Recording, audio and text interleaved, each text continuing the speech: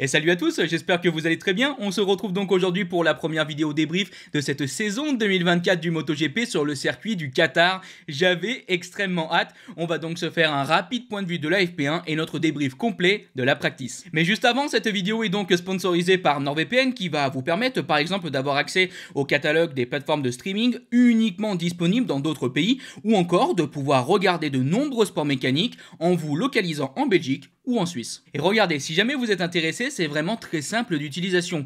Vous avez juste à installer et ensuite ouvrir l'application NordVPN et ensuite vous avez juste à vous localiser soit en Suisse, soit en Belgique. Par exemple, si vous vous localisez en Belgique, vous allez ensuite aller sur internet sur le site de la RTBF Ovio et vous allez donc pouvoir retrouver de nombreux sports mécaniques. Et si vous êtes localisé en Suisse, vous allez donc sur internet aller sur le site de la RTS. Voilà, c'est pas plus compliqué. Maintenant, si jamais vous voulez plus d'informations, je rappelle qu'en description, vous avez mon tuto personnel qui rentre justement beaucoup plus en détail. Et pour ceux qui voudraient donc justement prendre un abonnement, vous avez aussi en description mon lien NordVPN qui va vous permettre d'avoir de très grosses promotions, par exemple donc sur les abonnements d'1 an ou encore de 2 ans, donc n'hésitez pas à aller voir ça, surtout que je rappelle que vous avez une garantie satisfait ou remboursée de 30 jours, donc si jamais ça ne va pas, vous pouvez donc vous faire rembourser sans souci. Donc voilà, évidemment avec NordVPN ça vous octroie beaucoup plus de fonctionnalités, mais là j'ai essayé de vous montrer certaines choses que je considérais intéressantes pour vous. Bref, on est parti pour ce débrief. Merci à NordVPN et merci à tous ceux qui s'abonneront avec mon lien, ça soutient la chaîne. Bon alors on va malheureusement commencer ce débrief et cette première vidéo débrief de cette saison 2024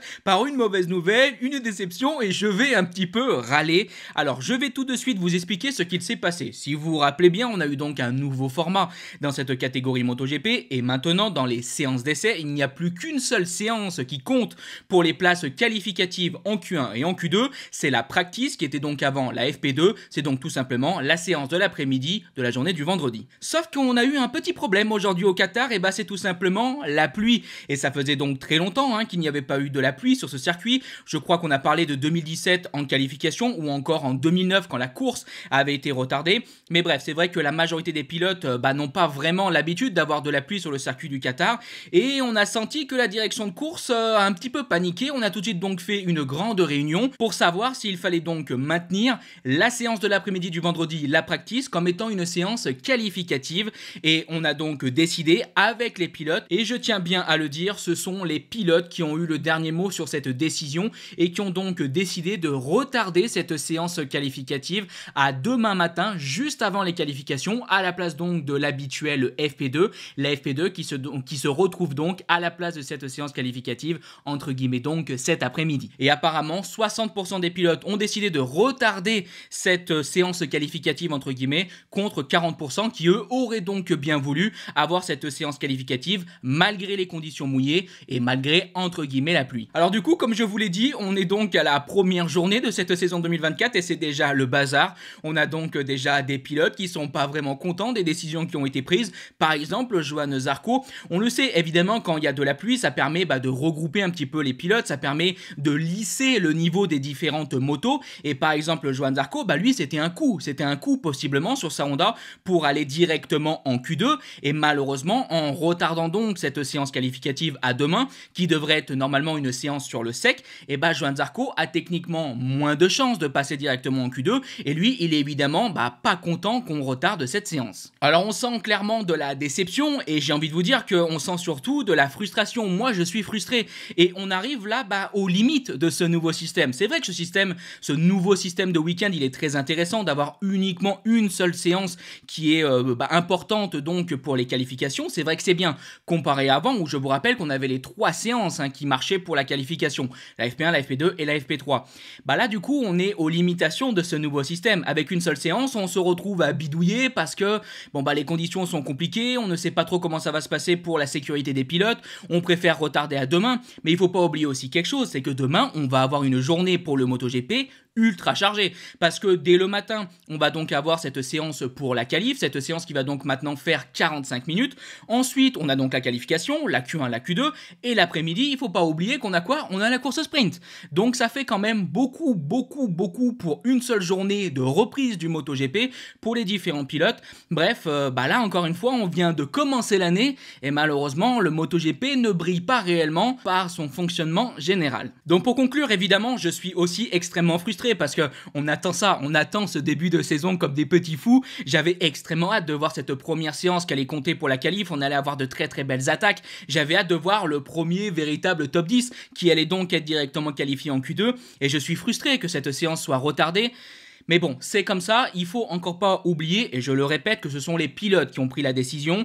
Et même si c'est vrai que tous les pilotes ne sont pas d'accord, la majorité des pilotes ont donc décidé de retarder cette séance qualificative. Et il faut quand même bien dire quelque chose, c'est les pilotes qui sont au cœur de cette équation, c'est à eux de décider. Et s'ils ont décidé de faire comme ça, c'est compréhensible, même si c'est évidemment frustrant pour d'autres pilotes et pour les spectateurs. Bon alors du coup, après tout ce blabla, qu'est-ce qui va se passer dans cette vidéo? On va donc se débrief, la FP1, qui s'est passée sur une piste sèche. On a pu voir aussi de beaux petits chronos et c'était quand même un petit peu la rentrée des classes, donc ça fait toujours plaisir. Mais comme d'habitude, vu que la FP1 normalement ne compte pas pour les places qualificatives, évidemment les pilotes n'ont pas fait énormément d'attaques au chrono.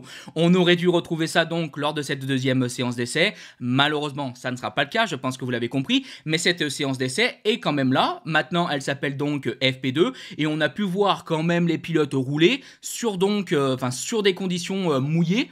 Bon, ça n'a pas un immense intérêt ici au Qatar, mais ça permet d'avoir un petit point de vue sur le classement des pilotes avec ces conditions particulières. On va donc se débrief tout ça assez rapidement, il faut bien l'admettre, dans cette vidéo d'aujourd'hui, vu qu'on n'a pas évidemment une journée extrêmement intéressante. Mais bon, on aime le MotoGP, ça fait du bien d'en parler et on est content de cette belle rentrée 2024. Commençons donc avec cette première séance d'essai qui a été donc sur piste sèche. On retrouve tout d'abord premier Jorge Martin, un Jorge Martin qui a déjà fait un très beau chrono, 1:52.624. On est uniquement à 1 seconde du record de piste de Luca Marini qui a été réalisé l'année dernière, c'était 1:51.762. Je tiens à vous rappeler que les records qui ont été donc, le record qui a été battu pendant les tests de pré-saison n'est pas officiel. On ne compte pas ça comme un chrono officiel et donc techniquement le véritable record de la piste c'est 1:51.7 de Marini en 2023. Et il y a quand même de grandes chances, s'il fait beau demain, de quand même battre officiellement ce record avec cette nouvelle saison. Mais bref, pour l'Espagnol, pour Martin en tout cas, il a été encore une fois vraiment très démonstratif. Hâte de voir aussi ce que ça va donner pour lui ici au Qatar. On se rappelle que lors de la saison 2023, ça n'a pas été vraiment un circuit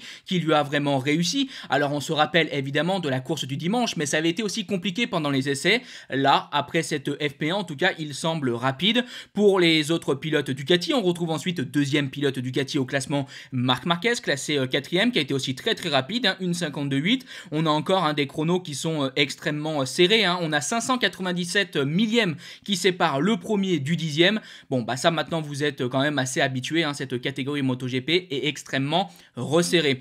Pour continuer avec les autres pilotes Ducati, on retrouve ensuite Enea Bastianini à la 7e position. Bestia qui a été un moment premier dans cette séance. Bon, on sent clairement qu'une nouvelle fois, comme je le rappelle, cette séance est là pour faire ses premières marques. Certains pilotes ont un peu plus poussé à la fin, d'autres non. Enea Bastianini clairement faisait partie des pilotes qui étaient extrêmement rapides à un moment de la séance. Je pense qu'à la fin, il n'a pas poussé autant qu'il aurait pu, évidemment.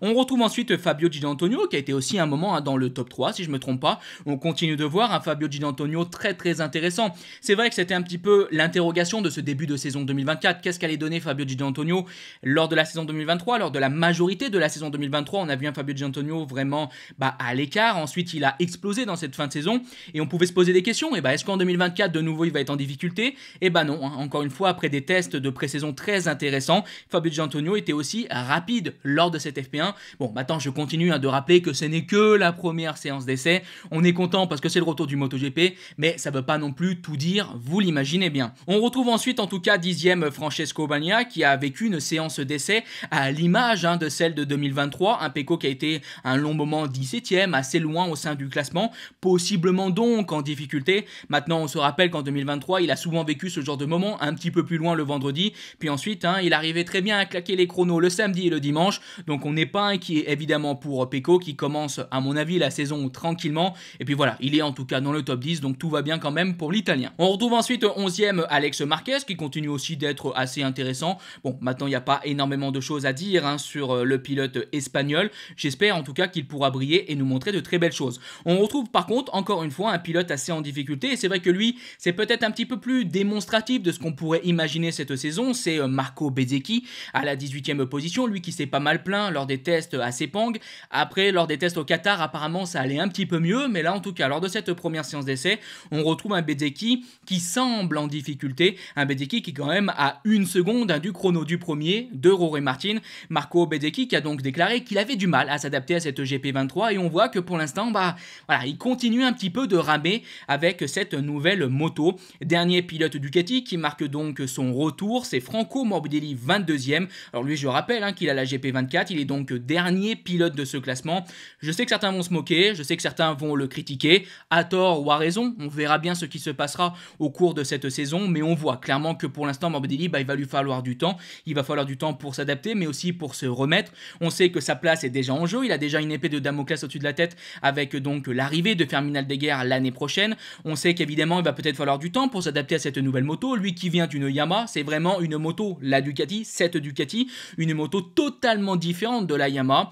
Bon, voilà, il faudra voir la progression de Morbidelli, surtout qu'il y a eu évidemment donc cette blessure. Il revient donc. Dans l'ensemble, pour l'instant, c'est des débuts mitigés, mais bon, de toute façon, j'imaginais pas voir Franco Morbidelli premier au classement. Allez, continuons donc avec un autre constructeur européen, c'est Aprilia, et on retrouve une nouvelle fois donc aussi un Aleix Espargaro extrêmement rapide sur sa nouvelle monture. Aleix est donc deuxième, 1,52,671 à 47 millièmes du premier de Martin. Je rappelle qu'Aleix nous avait donc déclaré que cette nouvelle Aprilia 2024 est beaucoup plus physique, mais qu'elle semble être aussi beaucoup plus performante, être tout simplement une bonne moto, et Aleix le montre avec ses très beaux chronos. Alors maintenant, c'est vrai que pour son coéquipier et les autres pilotes donc Aprilia, c'est beaucoup plus compliqué. Vignales est 13e, et pour le team Trackhouse, ce nouveau team qui est donc arrivé en MotoGP, on a donc un Miguel Oliveira, excusez-moi, qui est 12e, et ensuite son coéquipier Raúl Fernandez qui est aussi assez loin à la 14e position. Bon, c'est sûr que pour les restes, pour les autres pilotes Aprilia précisément, à l'inverse donc d'Aleix, ça a été plus compliqué, mais je pense vraiment une nouvelle fois que ça c'est lié au fait que ce soit la première séance d'essai. Je pense et j'imagine en tout cas voir au moins les deux pilotes usine Aprilia être extrêmement performants. Il faudra voir donc pour Oliveira qui, je rappelle, a lui aussi donc une monture de 2024, et il faudra aussi voir ce que fera donc Raúl Fernandez avec sa moto lui par contre de 2023. Passons à KTM qui a pu clairement briller, tout d'abord déjà par ce nouveau phénomène, ce nouveau petit crack en MotoGP, Pedro Acosta qui va donc terminer 3e, qui a fait un magnifique rattrapage à un moment, qui a presque posé donc l'épaule. Bref, bon, Pedro Acosta fait le show, Pedro Acosta fait le spectacle, et c'est ce que l'on aime évidemment dans cette catégorie. Je suis très content de le retrouver ici, et je suis aussi très content de le retrouver dans l'équipe Red Bull GasGas Tech 3, l'équipe donc française de Hervé Poncharal. Ça fait vraiment plaisir d'avoir un tel crack, un tel pilote dans cette équipe française, et voilà, Pedro Acosta qui continue de démontrer toute sa vitesse, 3e lors de la première séance. Bon, on s'attendait évidemment qu'il soit très fort, mais à ce point-là, c'est quand même une sacrée surprise. On a pu voir aussi donc Brad Binder à la 5e place, qui a été aussi très bien, qui a fait de bons chronos. Le dernier secteur était un petit peu compliqué apparemment pour Binder avec la KTM, parce que souvent dans les 3 premiers secteurs, il était assez rapide, voire peut-être aussi rapide que les premiers.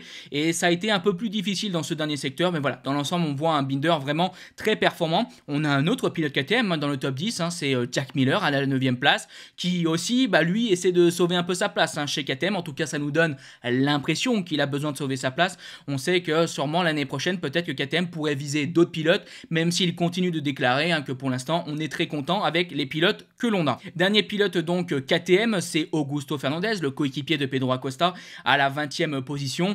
Bon, Augusto Fernandez, c'est sûr que ça fait quand même un petit coup sur la tête. Je rappelle, c'est quand même pas une séance où tous les pilotes ont poussé à 200%. On peut imaginer que peut-être Pedro Acosta a plus poussé que Augusto Fernandez. Mais voilà, Pedro Acosta, il arrive, il est rookie, il est souvent dans le top 5, il vient faire voilà, des chronos extrêmement impressionnants. En tout cas, il se montre, il marque quand même un petit peu de son empreinte ce début de saison. Et au contraire, Augusto Fernandez, pour l'instant, c'est compliqué sur cette KTM 2024. On sent que surtout, c'est beaucoup plus difficile que son coéquipier. 20e, il va falloir faire mieux, lui aussi, s'il a envie peut-être de garder sa place chez KTM. On sait qu'aujourd'hui, voilà, KTM a envie de jouer extrêmement haut, envie de jouer le championnat du monde, que ce soit avec son équipe usine, mais aussi son équipe satellite.